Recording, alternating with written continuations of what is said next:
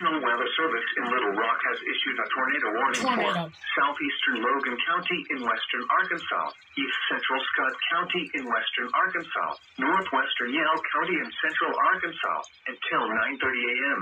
At 8:53 a.m., a severe thunderstorm capable of producing a tornado was located over Stonehouse Recreation Area, or 14 miles southeast of Boonville, moving northeast at 55 miles per hour. Hazard, tornado and quarter-size hail. Source, radar indicated rotation. Impact, flying debris will be dangerous to those caught without shelter. Mobile homes will be damaged or destroyed. Damage to roofs, windows, and vehicles will occur. Tree damage is likely. Locations impacted include Danville, Stonehouse Recreation Area, Mount Magazine, Belleville, Havana, Corinth, Ranger, Macedonia in Yale County, Waveland, Waltrek,